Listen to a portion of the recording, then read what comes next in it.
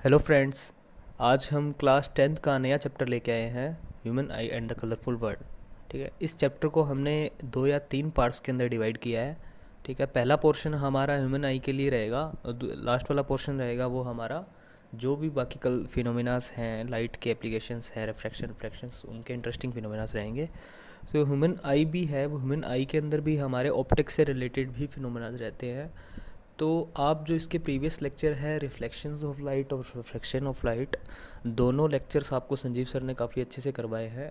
उनके डिस्क्रिप्शन आपको वीडियो के डिस्क्रिप्शन में भी मिलेगा वीडियो के, और आपको आई बटन दिख रहा होगा। अगर आप स्क्रीन पे क्लिक करोगे तो आपको एक आई बटन दिखेगा, ठीक है, ऊपर की साइड में। तो उस आई बटन पे आपको संजीव सर के लेक्चर्स भी मिलेंगे, रिफ्लेक्शन और रिफ्रैक्शन के। तो इस चैप्टर को अच्छे से समझने के लिए, ठीक है, वैसे तो इतना ज़रूरी नहीं है वो सब, लेकिन उसको और अच्छे से इंटरेस्टिंगली समझने के लिए कि किस तरह से जो फिज़िक्स है वो काम करती है ह्यूमन आई के अंदर, तो वो समझने के लिए आप रिफ्रैक्शन चैप्टर को तो ज़रूर एक बार देख लीजिए। ठीक है, तो हम देखते हैं ह्यूमन आई है वो, उसके अंदर देखो वो बायोलॉजिकली तो है ही, बायोलॉजिकली उसका फंक्शन है अलग अलग, लेकिन किस तरह से फिज़िक्स रिलेटेड है बायोलॉजी से, ठीक है, किस तरह से फिज़िक्स रिलेटेड है उसकी वर्किंग से, वो हम देखेंगे आज के चैप्टर में। तो ह्यूमन आई है, नॉर्मली अपनी जो आँख है वो हम जो एक तरह से कैमरा की तरह काम करती है। तो कैमरा में क्या होता है कि जो बाहर की लाइट है, ठीक है, बाहर की लाइट से ही का यूज़ करके ही वो इमेज बनाता है, अपने कैमरा के अंदर स्क्रीन होती है उसके ऊपर, ठीक है, और फिर उसको हम डिजिटली या कैसे भी उसको हम देखते हैं। ठीक है, तो वहाँ पे जो रिकॉर्डिंग होती है कैमरा के अंदर, सिमिलरली ह्यूमन आई के अंदर, आइज़ के अंदर रिकॉर्डिंग होती है। ठीक है, वहाँ पे जो स्क्रीन है, ठीक है, वहाँ पे जो स्क्रीन रिकॉर्डिंग है वो मेमोरी के फॉर्म में होती है। यहाँ पे जो स्क्रीन रिकॉर्डिंग है वो हमारा ब्रेन करता है, ठीक है, ऑप्टिकल नर्व्स होती है उसके अंदर, उसके थ्रू। ठीक है, तो ह्यूमन आई एक प्रकार से इक्विवेलेंट है कैमरा के। ठीक है, तो कैमरा के एक इक्विवेलेंट ह्यूमन आई है।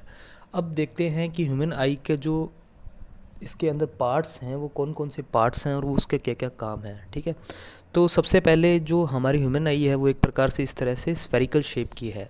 देख रहे हैं पेज पे, देखते हैं तो एक 2D शेप दिखती है अपने को, लेकिन वो एक्चुअली में क्या है, एक स्फेरिकल शेप है। रेगुलर स्फेरिकल तो नहीं है, लेकिन इरेगुलर एक स्फेरिकल ही है। रफली उसका जो डायमीटर रहेगा हमारा, जो एक स्फेरिकल शेप है, स्फेरिकल बनाओ तो रफली उसका डायमीटर रहेगा वो 2.3 सेंटीमीटर लेके 2.5 सेंटीमीटर एवरेज तक डायमीटर रहता है। ठीक है, इसका ऐसा डायमीटर क्यों रहता है, अभी देखेंगे कि ऐसा डायमीटर रहने का रीज़न क्या है। हर इसके अंदर जो हर रीज़न देखेंगे ह्यूमन आई के अंदर, हर कोई भी एक, हर पार्ट्स का एक पर्टिकुलर फंक्शन होगा और उसके पीछे फिजिक्स होगी, हमारी ऑप्टिक्स होगी, किस तरह से होगी वो भी देखना है हमें। तो जिस तरह से अगर हम देख रहे हैं ह्यूमन आई का स्फेरिकल शेप है, ठीक है, हमने ये साइड व्यू देखा है, मतलब इसके अंदर जो हमारा, अगर फेस देखें तो फेस कुछ इस तरह से है। ठीक है, हमारा ये फेस है, इस साइड साइड व्यू देख रहे हैं हम, हमारा यहाँ पे ईयर है, ठीक है, हमारे यहाँ पे आईलिड्स हैं, ठीक है, इस तरह से साइड व्यू देख रहे हैं, तो साइड से हमें कुछ इस तरह से दिखेगी। ठीक है, अब क्या है, जो फ्रंट फेस रहता है हमारा, ठीक है, कॉर्निया, सबसे पहला जो इसके अंदर पार्ट्स आता है वो कॉर्निया आता है। अच्छा, कॉर्निया का क्या रोल है, कॉर्निया एक ट्रांसपेरेंट, ठीक है, ट्रांसपेरेंट फिल्म है, ट्रांसपेरेंट फिल्म बोल देते हैं या मेम्ब्रेन बोल देते हैं।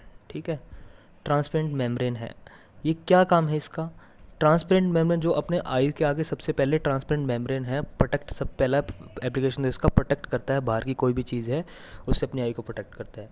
दूसरा इसका काम है रिफ्रैक्शन। ठीक है, इसका प्रिंसिपल क्या है, रिफ्रैक्शन ऑफ लाइट, जो हमने पढ़ा है, एक ट्रांसपेरेंट मीडियम से लाइट का रिफ्रैक्शन होता है ताकि वो उस मीडियम के अंदर लाइट एंटर करती है। ठीक है, अब लाइट कितना बेंड कर रही है, ठीक है, कितना अमाउंट ऑफ इंटेंसिटी से एंटर कर रही है, वो सब रिफ्रैक्शन की प्रॉपर्टीज़ उस मटेरियल पे डिपेंड करेगा। ठीक है, अब क्या है, कॉर्निया का काम क्या है, हमारा रिफ्रैक्शन, लगभग लाइट जो आ रही है उसका 90% से ऊपर रिफ्रैक्शन होता है और वो आई के अंदर एंटर करती है।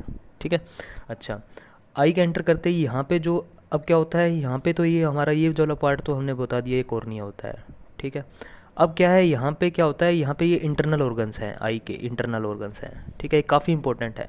तो मैंने जो ये ब्राउन कलर से दिखाया है ये वाला पार्ट, ठीक है, ये वाला ब्राउन कलर से पार्ट है। ठीक है, और ये जो ग्रीन कलर के अंदर है, जो सबसे मेन इसके अंदर जो हमारा आई के अंदर पार्ट रहेगा वो ग्रीन कलर का जो है क्रिस्टलाइन लेंस है। लेंस का मतलब जो हमने पिछले चैप्टर में भी पढ़ा था, लेंस रहता है हमारा। ठीक है, तो लेंस के अंदर कोई भी लाइट आती है, ठीक है। अगर वो पैरेलल लाइट है तो वो क्या करेगी, फोकस उसके फोकल पॉइंट के ऊपर क्या करेगी, कन्वर्ज कर जाएगी, और अलग अलग डायरेक्शन के अंदर उसकी इमेज अलग अलग डायरेक्शन के अंदर बनेगी, ठीक है। लेंस के अंदर हमने देखा है कि लेंस के अंदर जो इमेज बनती है कोई भी, वो हमेशा ही इमेज तो हमेशा ही रियल बनेगी, लेकिन वो क्या बनेगी, इमेज तो हमेशा ही इसके अंदर रियल बनेगी लेकिन वो इन्वर्टेड बनेगी, ठीक है। ये हमने लेंस के अंदर पढ़ा है। अच्छा, इसके अंदर इमेज हमेशा इन्वर्टेड बनेगी, तो फिर अपने को सीधी क्यों देखती है वो हम देखेंगे बाद में। लेकिन लेंस का काम क्या है, कोई भी लाइट आ रही है यहाँ से उसको क्या करता है, फोकस करता है, ठीक है। पीछे स्क्रीन होती है हमारी जिसको हम रेटिना बोलते हैं, तो रेटिना एक प्रकार से क्या करता है, स्क्रीन का काम करता है, पर्दे का काम करता है। जैसे अपने इसके अंदर देखा था ना, कुछ इस तरह से स्क्रीन थी, ठीक है, तो उस तरह की स्क्रीन का काम करेगा ये रेटिना, ठीक है। और ये स्क्रीन, ये जो रेटिना है, ये रेटिना के ऊपर काफ़ी सारे रिसेप्टर्स होते हैं, ठीक है। रिसेप्टर्स इन द सेंस इसके ऊपर काफ़ी सारे पिक्सल, जैसे कैमरा के अंदर पिक्सल्स होते हैं वैसे रेटिना के अंदर रिसेप्टर्स होते हैं। तो पिक्सल्स पे क्या होता है कैमरा के, जैसे लाइट गिरती है, अलग अलग कलर की लाइट को अलग अलग रिसेप्टर्स एक्सेप्ट करते हैं, ठीक है। अपने मेनली 3 कलर की लाइट पड़ती है, रेड, ग्रीन और ब्लू, RGB, है ना। तो कैमरा भी क्या करता है, RGB को डिटेक्ट करता है, उनके अलग अलग इंटेंसिटी को डिटेक्ट करता है, तो नंबर ऑफ़ रिसेप्टर्स होते हैं यहाँ पे, ठीक है। उसी तरह से हमारा जो रेटिना है उसके अंदर भी 125 मिलियन रिसेप्टर्स होते हैं, 125 मिलियन रिसेप्टर्स होते हैं। और रिसेप्टर्स किसकी फॉर्म में होते हैं, रोड्स की फॉर्म में और कोन्स की फॉर्म में, ठीक है। तो रेटिना का पार्ट क्या था, रेटिना एक स्क्रीन की तरह काम करता है, 125 रिसेप्टर्स होते हैं रोड्स और कोन्स की फॉर्म के अंदर, ठीक है। अब रोड्स और कोन्स का अपने फंक्शन नहीं पढ़ेंगे, बायोलॉजिकल फंक्शन है इनके, ठीक है। लेकिन रोड्स और कोन्स क्या करते हैं, एक का काम ब्राइटनेस डिटेक्ट करने का है और एक का काम कलर को डिटेक्ट करने का है, ठीक है। अब क्या है, ये सारी कनेक्शन कैसे है, ऑप्टिकल नर्व से होता है। ऑप्टिकल नर्व्स का मतलब जो आपने बायोलॉजी 10th क्लास की बायोलॉजी में भी पढ़ा होगा, ठीक है। ऑप्टिकल नर्व्स, जो ऑप्टिकल सिग्नल्स जाते हैं वो हमारे ऑप्टिकल नर्व्स के थ्रू जाते हैं, ठीक है। जो भी यहाँ पे सेल्स होते हैं वो ऑप्टिकल सेल्स होते हैं, ठीक है। उनके थ्रू क्या करता है, ये सिग्नल सारा किसके अंदर जाता है, ब्रेन के अंदर जाता है, ठीक है। ये लास्ट में क्या होता है, ब्रेन इसको क्या करता है, ट्रांसमिट करता है, ठीक है। तो अब हमारा मेन जो आई के अंदर जो पार्ट था वो था ऑप्टिकल, जो लेंस था, क्रिस्टलाइन लेंस है, क्रिस्टल मटेरियल का लेंस है, ठीक है। कॉन्वेक्स लेंस होता है, ठीक है, कॉन्वेक्स लेंस। तो ये जो लेंस है यही हमारा मेन पार्ट है इस आई का, ठीक है। तो अब इस लेंस तक लाइट पहुंचाना ही हमारे लिए, कितनी अमाउंट ऑफ लाइट पहुंचनी चाहिए इस लेंस को, वो डिसाइड कौन करता है, वो डिसाइड करता है हमारा आइरिस। जो मैंने इस यहाँ पे ब्राउन कलर से, जो इस ब्राउन कलर से मैंने इसको शो किया है, आइरिस, ठीक है। अच्छा, आइरिस क्या है, आइरिस को देख लेते हैं। आइरिस एक क्या है, मसल्स है, ठीक है। मस्कुलर डायफ्राम बोलते हैं इसको, ठीक है। ऐसा क्यों बोलते हैं मस्कुलर डायफ्राम, ये क्या होता है, अगर साइड व्यू तो कुछ किसका दिखेगा, ऐसा दिखेगा, लेकिन इसका अगर फ्रंट व्यू देखें तो कुछ इस तरह से दिखता है अपने को, सर्कुलर शेप में, ठीक है। अब ये जो मैंने ये कलर के अंदर बनाया है, ये अपना जो ये वाला पार्ट है इसको क्या करता है, बड़ा छोटा करता रहता है पार्ट्स को, ठीक है, क्योंकि मस्कुलर डायफ्राम है और ये चेंज करता रहता है। और ये ब्राउन कलर वाला पार्ट ही क्या है, आइरिस है। अच्छा, अब इसके बीच वाला पार्ट आप देख रहे हो यहाँ पे, इसको बोलते हैं प्यूपिल। क्या बोलते हैं, प्यूपिल। अच्छा, जब आइरिस बड़ा छोटा होगा, आइरिस मूव कर सकता है, लेकिन प्यूपिल तो फिक्स है, प्यूपिल अंदर मूव नहीं, प्यूपिल तो अंदर वाला पार्ट है जो अपने को दिख रहा है यहाँ पे, ये वाला पार्ट जो अंदर वाला पार्ट, ठीक है। अच्छा, तो आइरिस अगर बड़ा छोटा होगा तो प्यूपिल ऑटोमेटिक, अगर आइरिस क्या हो जाएगा, कम हो जाएगा तो प्यूपिल बड़ा हो जाएगा, आइरिस बड़ा हो जाएगा तो प्यूपिल छोटा हो जाएगा। ये क्यों होता है ऐसा, कि अगर मान लो हमारा डे टाइम है और लाइट काफ़ी ज़्यादा है और हमें लाइट चाहिए आइज़ को कम, तो आइरिस क्या हो जाता है, आइरिस क्या होता है, बड़ा हो जाता है, ठीक है, फैल जाता है। आइरिस के फैलने से क्या हो जाएगा, ठीक है, आइरिस के फैलने से क्या होगा, प्यूपिल का साइज़ क्या हो जाएगा, छोटा हो जाएगा और अमाउंट क्या आएगी, कम आएगी।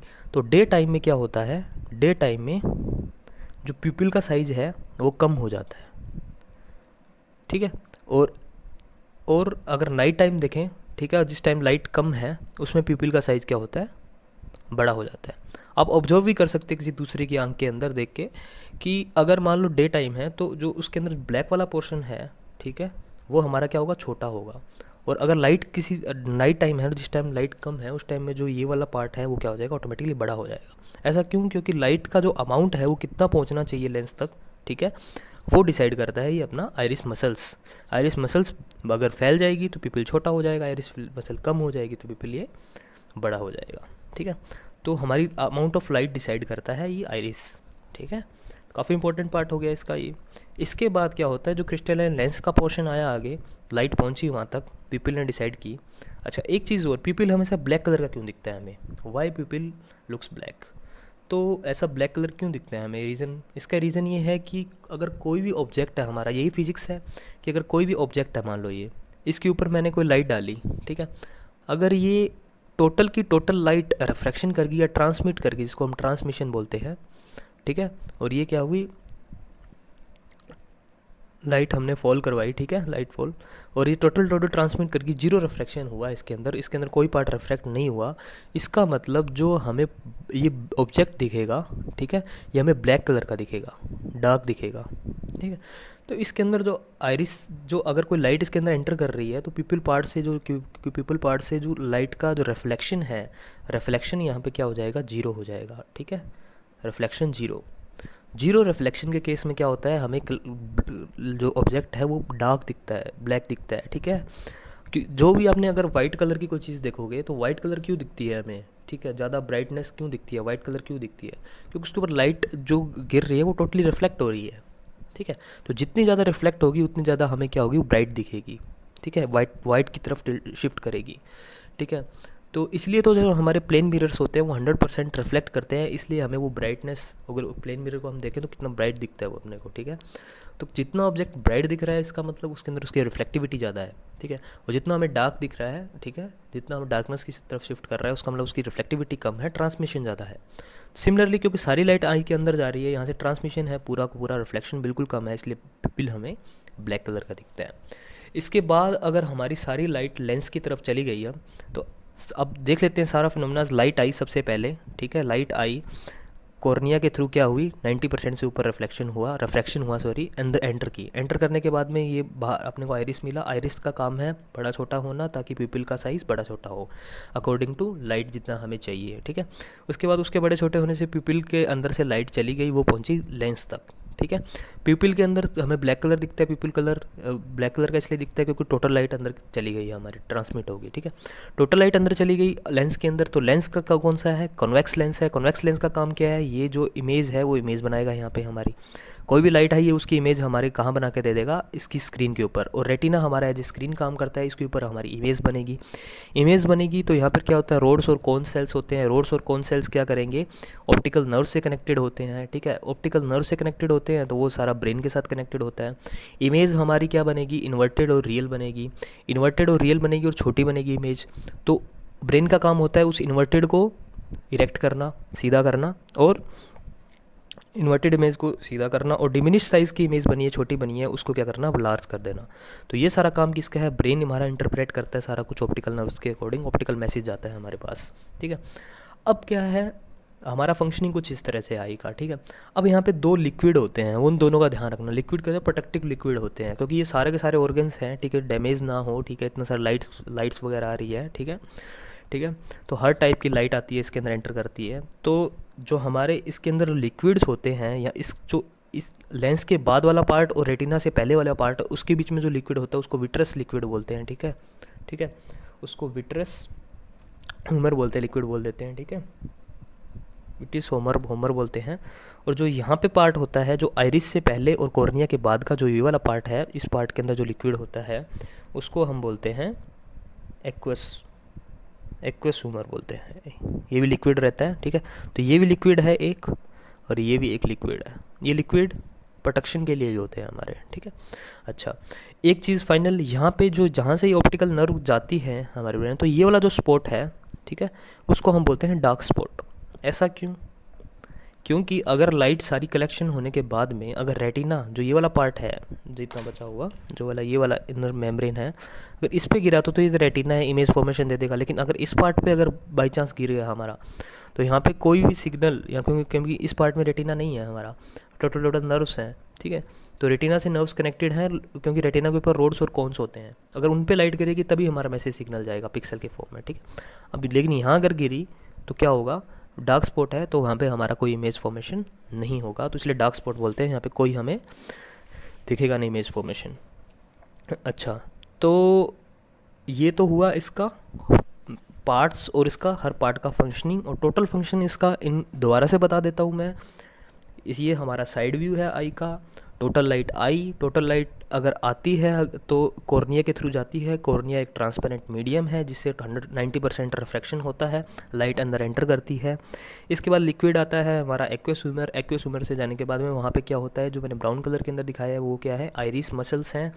ठीक है, कौन सी मसल्स हैं, आइरिस मसल्स है। आइरिस क्या है, मस्कुलर डायफ्राग्राम है, एक सर्कुलर इस तरह से बना हुआ डायफ्राग्राम है जो बड़ा छोटा इस तरह से होता रहता है। ठीक है, अब उसके बीच के अंदर जो वाला स्पेस है उसको बोलते हैं पीपल। उस पीपल का साइज़ बड़ा छोटा होता है, डिपेंड करता है डे और नाइट टाइम पे। डे टाइम है तो पीपल का साइज़ हमारा क्या होना चाहिए, छोटा होना चाहिए ताकि कम अमाउंट ऑफ लाइट पहुँचे, और नाइट टाइम है तो पीपल का साइज़ बड़ा होना चाहिए ताकि हमारी लाइट ज़्यादा अमाउंट के अंदर पहुँचे। उसके बाद लाइट पहुँचती है हमारी क्रिस्टलाइन लेंस के ऊपर। क्रिस्टलाइन लेंस का काम क्या है, कन्वेक्स और कन्वेक्स एक लेंस है तो इसका काम क्या है, इमेज फॉर्मेशन करना। इसके बैक साइड स्क्रीन के ऊपर, स्क्रीन क्या है, हमारी रेटिना है।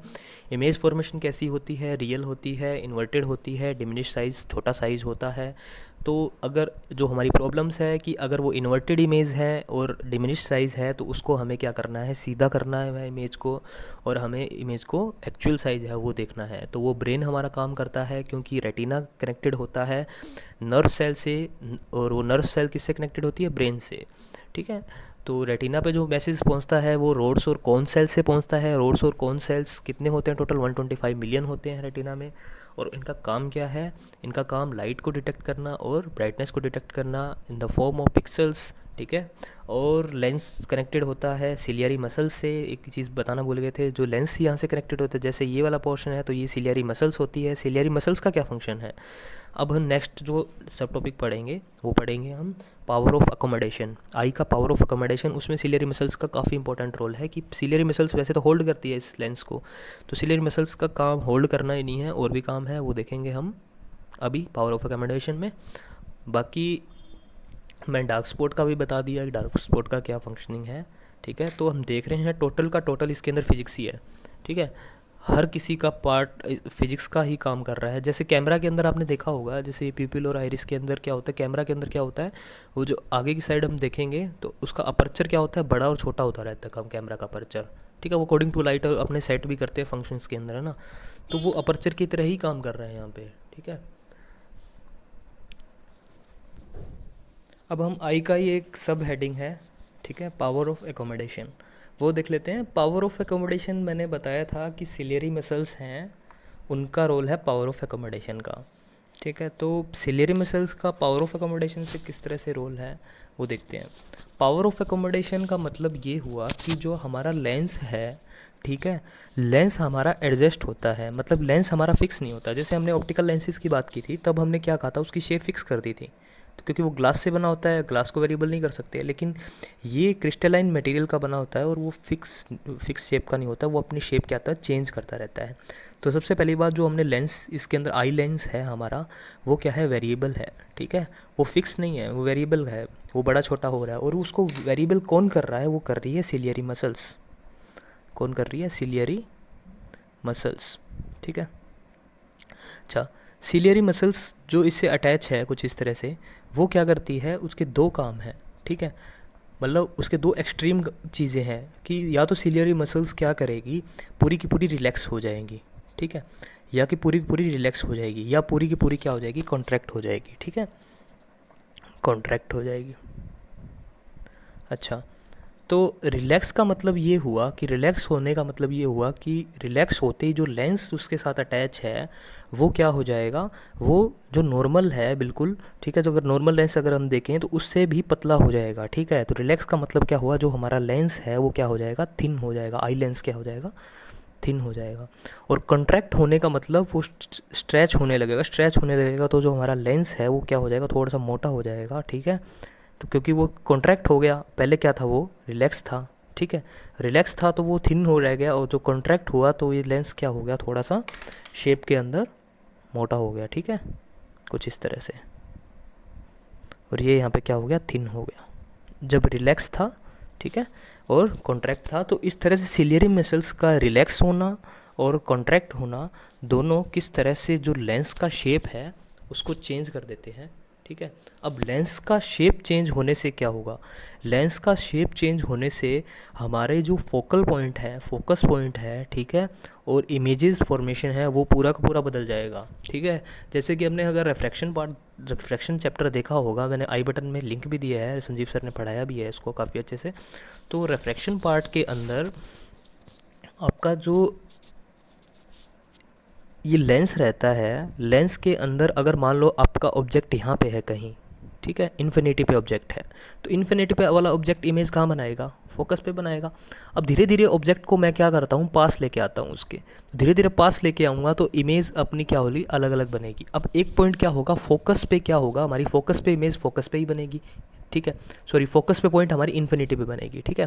अच्छा, तो ऐसे क्या, जैसे जैसे पास ला रहा हूँ यहाँ पे जो इमेज का फॉर्मेशन हम देख रहे हैं वो यहाँ से क्या हो रहा है, फोकल पॉइंट से लेके हमारा इस साइड पॉइंट तक जा रहा है, ठीक है।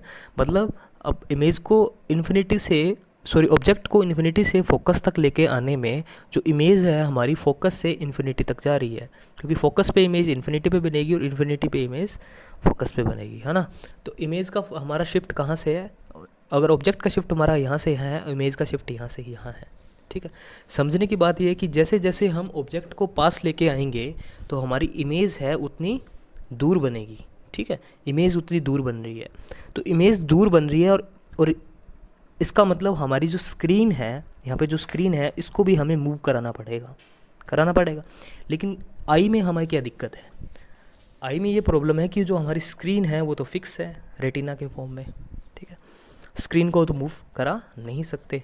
अब स्क्रीन को मूव नहीं करा सकते तो अब क्या होगा, स्क्रीन को मूव भी नहीं कराना और पॉइंट भी शिफ्ट हो रहा है इमेज ऑब्जेक्ट के साथ, तो ये प्रॉब्लम कौन सोल्व करेगा, ये प्रॉब्लम सोल्व करती है सिलियरी मसल्स जो रिलैक्स और कॉन्ट्रैक्ट होके लेंस को थिन और थिक बना देती है, ठीक है। अब क्या होगा, थिन और थिक से क्या होता है मैं बताता हूँ। अगर हमारा लेंस थिन है, ठीक है, तो थिन का मतलब जो इसका कर्वेचर है कुछ इस तरह से होगा, ठीक है, और थिक है, थिक का कर्वेचर कुछ इस तरह से होगा, है ना, थिन का कर्वेचर कुछ इस तरह से होगा।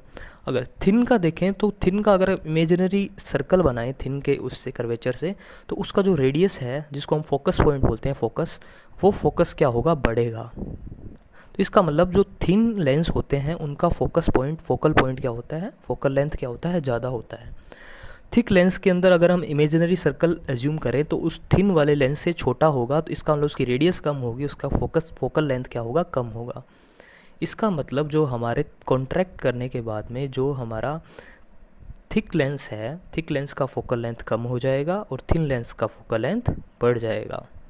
अब क्या होगा, जैसे इसका मतलब ये हुआ कोई इन्फिनिटी पे इमेज ऑब्जेक्ट है तो हमें इमेज फोकस पॉइंट पे चाहिए, तो मतलब दूर है तो हमें फोकस पॉइंट पे चाहिए, पास आ रही है जैसे जैसे ऑब्जेक्ट तो पॉइंट दूर जा रहा है और उसको हमें क्या करना है, कम पॉइंट छोटे इधर लाग लेके आना है, उस पॉइंट को उठा के मेरे को इस रेटिना के ऊपर लेके आना है। तो रेटिना पे लेके आने के लिए मेरे को क्या करना पड़ेगा, इस पॉइंट, इन पॉइंट्स के लिए फोकल लेंथ क्या करनी पड़ेगी, कम करनी पड़ेगी, तभी तो इधर आएगा। तो फोकल लेंथ कम कौन कर रहा है, ये कर रहा है, पॉइंट कर रहा है, कॉन्ट्रैक्ट कर रहा है। इसका मतलब जैसे जैसे ऑब्जेक्ट हमारा पास आएगा फोकल पॉइंट के, जैसे जैसे ऑब्जेक्ट हमसे पास आएगा ये लेंस क्या होगा, धीरे धीरे क्या थिक होना स्टार्ट कर जाएगा। थिक होने का मतलब जो हमारे सिलियरी मसल्स है वो कॉन्ट्रैक्ट होना स्टार्ट कर जाएगी, ठीक है, प्रेशर बनाएगी, प्रेशर से क्या होगा, लेंस धीरे धीरे मोटा होने लग जाएगा। लेकिन इसकी भी एक लिमिट है, ठीक है, एक पर्टिकुलर पॉइंट तक ये क्या होगा, ये कॉन्ट्रैक्ट करेगा, इसके पर्टिकुलर पॉइंट के बाद में नहीं करेगा। मतलब एक पर्टिकुलर नियरेस्ट पॉइंट आएगा जब तक ये अपना जो लेंस है वो क्या कर लेगा, एडजस्ट कर लेगा, ठीक है। अच्छा, इसी पॉइंट को हम बोलते हैं, ठीक है, least distance of distinct vision, ठीक है। इस डिस्टेंस को जब तक ये छोटा कर लेगा उसको बोलते हैं least distance of distinct vision. इस टाइम में अपनी आई को स्ट्रेन नहीं होगा।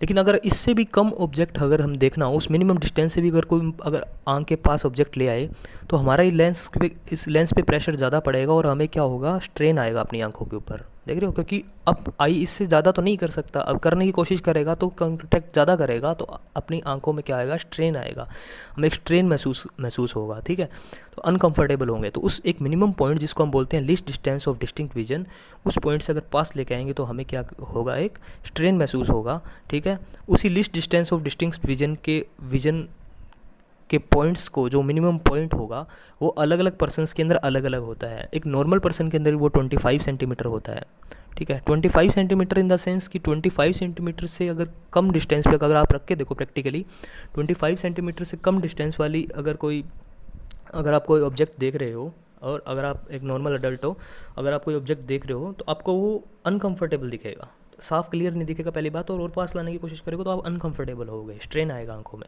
ठीक है। तो इसका मतलब आई का जो लेंस है उतना एकोमोडेट नहीं कर पा रहा, ठीक है। लेकिन आई की लेंस ने इन्फिनिटी से लेके यहाँ तक डिस्टेंस तक तो एकोमोडेशन किया। क्या एकोमोडेशन किया कि उसने स्क्रीन को मूव नहीं करवाने दिया, मतलब रेटिना मूव नहीं किया, बस उसने क्या किया, लेंस था उसको मोटा और पतला कर दिया, थिक और थिन कर दिया। और किसने किया, सिलियरी मसल्स ने किया। तो सिलियरी मसल्स ने क्या किया, उस लेंस को बड़ा छोटा करने के साथ साथ करते हुए स्क्रीन का जो रोल था, स्क्रीन का जो रेटिना का पोजीशन था उसको चेंज नहीं होना, रेटिना वहीं पे रखा, ठीक है। तो लेंस का मोटा और पतला होना, ठीक है, ठीक है। तो इसका मतलब लेंस ने अपनी फोकल लेंथ को चेंज किया, तो ठीक है। तो उसी प्रॉपर्टी को बोलते हैं जिस प्रॉपर्टी को हम बोलते हैं power of accommodation. Power of accommodation property क्या है, ठीक है, काफ़ी इंपॉर्टेंट प्रॉपर्टी है ये। किसकी, लेंस की। क्या प्रॉपर्टी है इस लेंस की, कि अपनी फोकल लेंथ को एडजस्ट कर लेता है, ठीक है, चेंज कर लेता है। तो इसकी डेफिनेशन यही है, the property due to which eye lens is able to change its, small F लिख दो या फोकल लेंथ लिख दो, ठीक है। अपनी फोकल लेंथ को चेंज करने की प्रॉपर्टी को ही हम बोलते हैं पावर ऑफ एकोमोडेशन, ठीक है। पावर वर्ड भी लेंस से ही निकला है, पावर का मतलब 1/4 फोकल लेंथ, तो वहीं से निकला है कि उसकी अगर वो फोकल लेंथ को अगर वो मिनिमम कर रहा है, ठीक है, तो मतलब पावर को बढ़ा रहा है ना। पावर का फॉर्मूला क्या होता है, power is equal to 1/f, मतलब अगर फोकल लेंथ को मिनिमम कर रहा है, पावर को बढ़ा रहा है, तो इसी को बोलते हैं पावर ऑफ एकोमोडेशन। कितनी पावर को मैक्सिमाइज कर सकता है लेंस, ठीक है।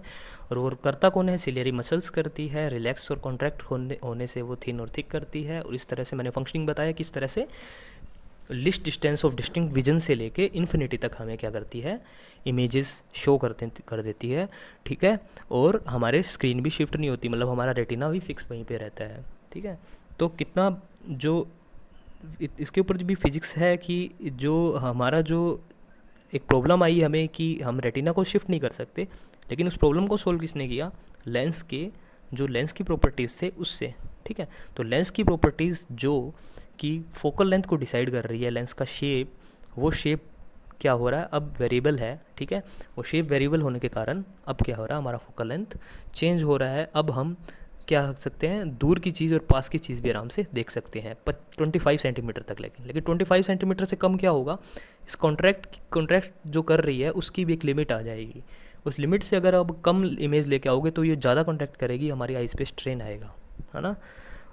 तो हमें इसीलिए अगर, और एक चीज़ और, दो वर्ड्स आते हैं फार पॉइंट और नियर पॉइंट, ठीक है, यहीं से निकलते हैं। एक बोलते हैं फार पॉइंट और एक नियर पॉइंट, फार पॉइंट और एक है नियर पॉइंट।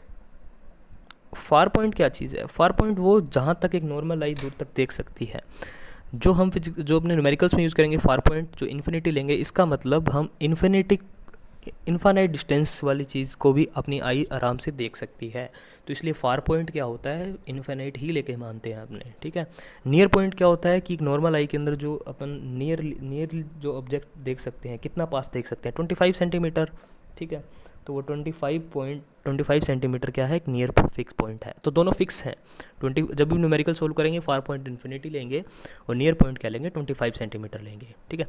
लेकिन list distance of distinct vision ये पर्सन टू पर्सन डिपेंड करती है।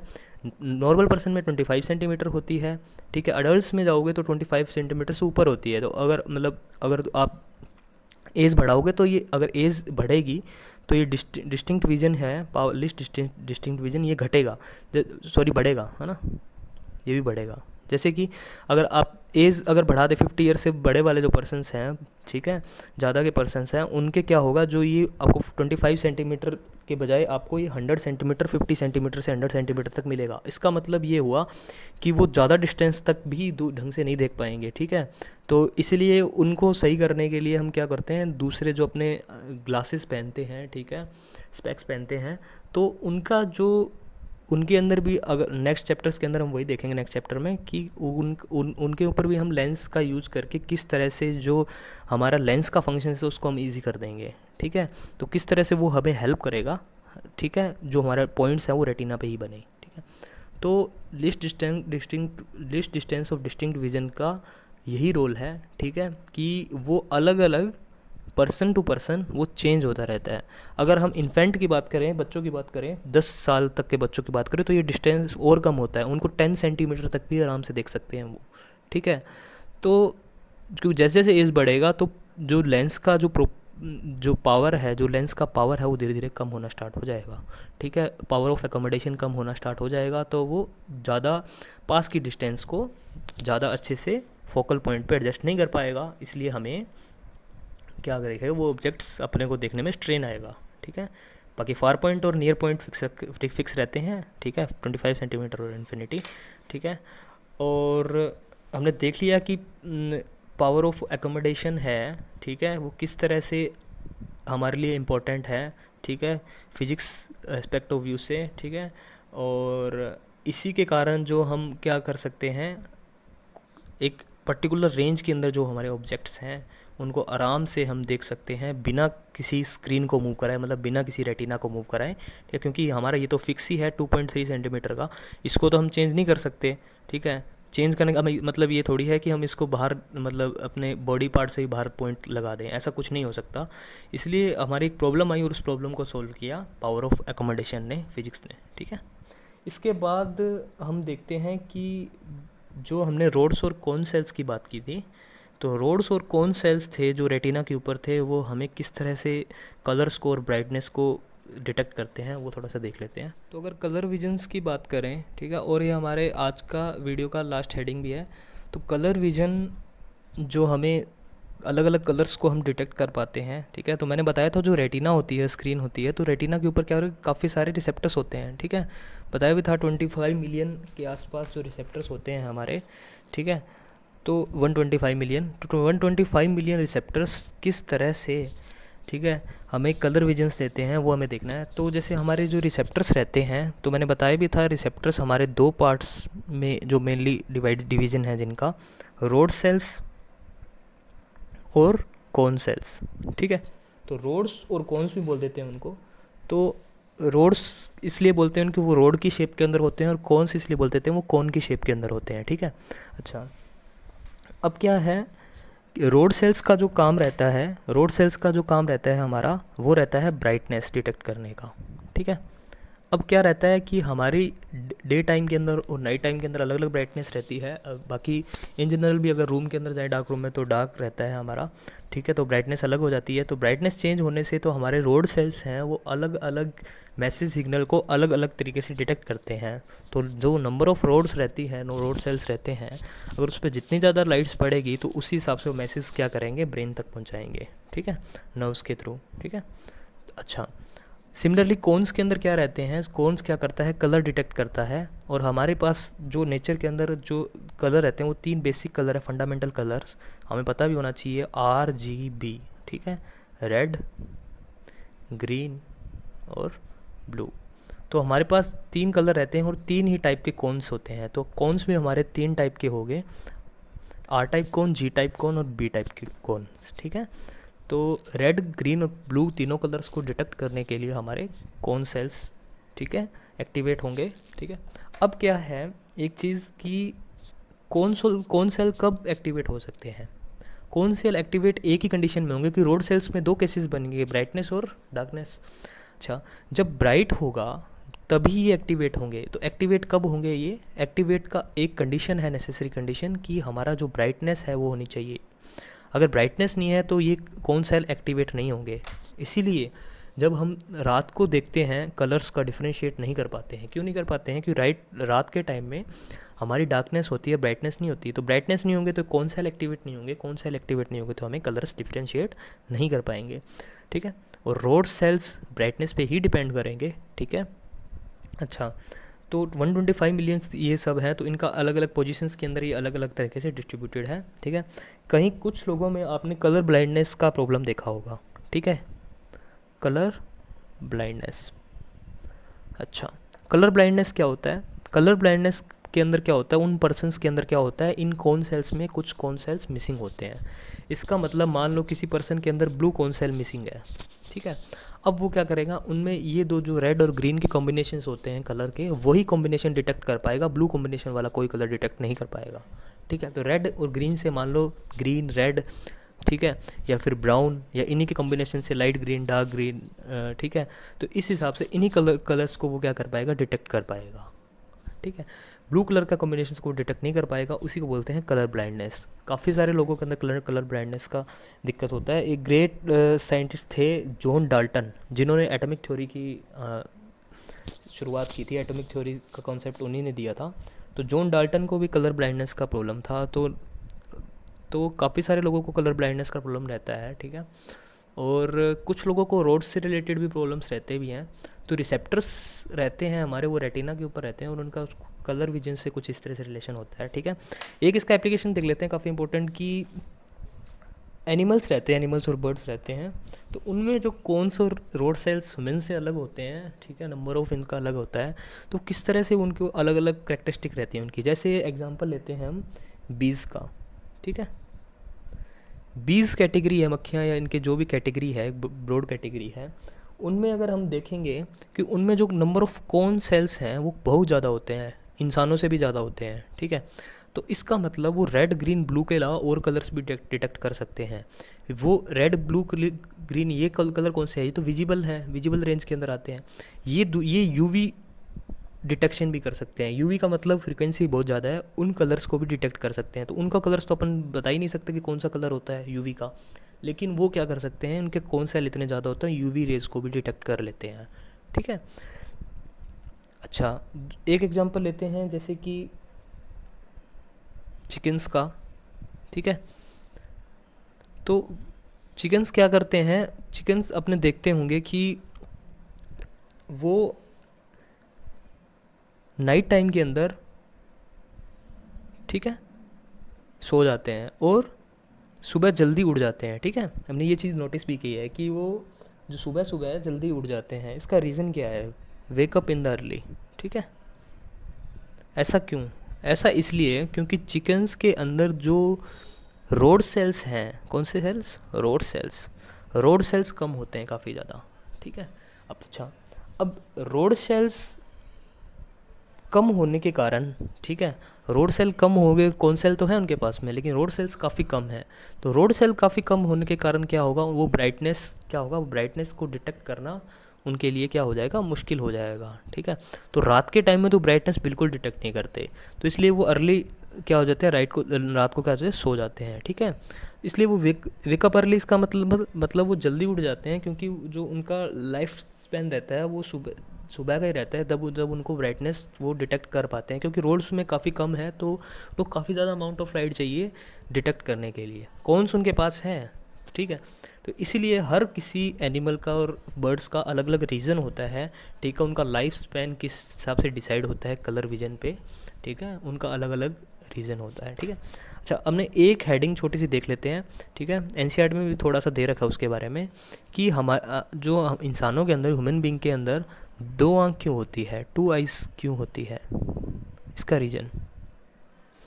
रीज़न क्या हो सकता है, सोचो, ठीक है। तो इसका रीज़न आप तब समझ जाओगे अब अगर आप एक आंख बंद कर लो, ठीक है। अब अगर आप एक आंख बंद करके देखो, ठीक है, तो आपको जो एंगल दिखेगा, जिस एंगल से आप देख सकते हो, कितना व्यू देखते हो, जो व्यू ऑफ साइट भी बोलते हैं उसको, ठीक है, ये साइट ऑफ व्यू बोलते हैं, साइट ऑफ व्यू। आपका साइट ऑफ व्यू कितना हो जाएगा अगर आप एक आंख से देखो। अगर आप जनरली एक आंख से देखो, एक आंख को बंद कर लो, एक आंख से देखो, तो आपका site of view nearly 150 degree रहेगा। लेकिन अगर आप दोनों आंखों को खोल लो तो आपका साइट ऑफ व्यू 180 डिग्री से भी थोड़ा ज़्यादा रहेगा, ठीक है, 180 डिग्री से भी थोड़ा ज़्यादा, 180 डिग्री के आसपास रहेगा। तो मतलब 2 आंख होने का रीज़न, पहला बात तो व्यू की साइड ऑफ व्यू हमारा क्या हो जाएगा, बढ़ जाएगा, ठीक है। दूसरा चीज़, एक आंख को बंद करके आप क्या करो, एक ब्लर चीज़ को देखो, ठीक है, और अब दोनों आंखें खोल के, ठीक है, आप क्या करो, ब्लर चीज़ को देखो। तो अब क्या देखोगे, जो ब्लर चीज़ है वो आप ज़्यादा अच्छे से डिटेक्ट कर पाओगे जब दोनों आंखें आपकी खुली है, ठीक है। इसका मतलब जो आपका रिजोल्यूशन पावर है, ठीक है, वो आपकी दोनों आंखों की साथ मिलके जो रिजोल्यूशन पावर है वो ज़्यादा है, ठीक है। तो एबिलिटी टू डिटेक्ट फेंट ऑब्जेक्ट्स बोल देते हैं, ठीक है। तो एबिलिटी टू डिटेक्ट फेंट ऑब्जेक्ट्स, ठीक है। थर्ड, रिजोल्यूशन इंक्रीज, रिजोल्यूशन हमारा क्या हो जाएगा, बढ़ जाएगा, ठीक है। तो इस तरह से हम जो ह्यूमन के अंदर 2 आइज़ है उसका यही फ़ायदा है, ठीक है। काफ़ी सारे एनिमल्स बर्ड्स के अंदर जो हम देखेंगे, जैसे ह्यूमन के अंदर जो आइज़ होते हैं वो फेस के आगे होती हैं, फेस के ऊपर होती है, तो हमारा जो विजन है वो 180 डिग्री तक ही रहता है। लेकिन कुछ एनिमल्स, प्रे एनिमल्स होते हैं, उनको शिकार करने के लिए काफ़ी ज़्यादा एंगल ऑफ व्यू है उनका, साइट ऑफ व्यू है वो बहुत ज़्यादा होता है उनका, ठीक है। लगभग उनका 200 डिग्री से ऊपर 250 डिग्री, 260 डिग्री, 300 डिग्री तक भी जाता है, ठीक है। 300 डिग्री तक साइट ऑफ व्यू देखने के लिए हम देखेंगे कि उनकी जो आंखें होती है, उनका जो फेस रहता है, अगर ऊपर व्यू देखें तो फेस के साइड में होती है उनकी आंखें, ठीक है। अब उनका क्या होता है, जो एंगल ऑफ व्यू देखेंगे अगर हम, वो लगभग ये जो एंगल ऑफ व्यू है उनका वो 360 डिग्री से ज़्यादा होता है, ठीक है। इंसानों के अंदर जैसे ये फेस है, फेस के सामने ही रहता है, जो एंगल ऑफ व्यू इनका जो रहता है वो लगभग ये वाला एंगल ऑफ व्यू रहता है 180 डिग्री, लगभग ये वाला 180 डिग्री व्यू रहता है उनका। लेकिन जो एनिमल्स के अंदर अगर हम देखें ये फेस है तो उसका साइड व्यू तो ये आपको 300 डिग्री से भी ऊपर मिलेगा आपको, ठीक है। 300 डिग्री प्रे एनिमल्स के अंदर 300 डिग्री से ऊपर भी मिलेगा आपको। तो आज हमने आइज़ के, ठीक है, तो आज हमने चैप्टर जो आई का पार्ट है, पोर्शन है, वो तो फिनिश कर लिया। इसके बाद हम जो हमारे कलर विजन से रिलेटेड या फिर हमारी जो विजन से रिलेटेड जो भी प्रॉब्लम्स हैं, विजन से रिलेटेड हमें कौन कौन सी प्रॉब्लम होती है, कुछ लोगों को पास से नहीं दिखता, कुछ लोगों को दूर का नहीं दिखता, ठीक है, कुछ लोगों को कलर नहीं दिखता, कुछ लोगों को, ठीक है, दोनों चीज़ें पास और दूर दोनों की नहीं दिखती, ठीक है। तो और ये सारे जो दिखते हैं वो सारी सोल्व कर सकते हैं हम ऑप्टिक्स की हेल्प से, फिजिक्स की हेल्प से, लेंस का यूज़ करके। कैसे सोल्व कर सकते हैं नेक्स्ट लेक्चर में वो ज़रूर देखेंगे। तो आज के लेक्चर में हमने जो देखा कि जो आई है वो टोटली एक बायोलॉजिकल फिनोमिनास पे तो वर्क करती है, लेकिन उसके पीछे हर किसी फंक्शनिंग के पीछे फिजिक्स तो काम कर रही है, ठीक है। तो हमने पावर ऑफ एकोमोडेशन से रिलेटेड भी चीज़ें देखी कि पावर ऑफ एकोमोडेशन में लेंस की प्रॉपर्टीज़ किस तरह से, लेंस की प्रॉपर्टीज़ चेंज होती है सिलरी मसल्स के कॉन्ट्रैक्ट और रिलैक्स करने से, ठीक है। और उसके बाद हमने कलर विजन्स देख लिए कि रोड्स और कौन सेल्स का किस तरह से काम है, और अलग अलग एनिमल्स के एप्लीकेशंस देख ली, एनिमल्स बर्ड्स के अंदर किस तरह से colour blindness, sorry colour vision अलग अलग होता है, और ह्यूमन आई के अंदर 2 आइज़ क्यों होती है, ठीक है। तो नेक्स्ट लेक्चर के अंदर हम जो डिफेक्ट्स हैं विजन्स के उनको करेक्शन करने के लिए वो ज़रूर देखेंगे, ठीक है।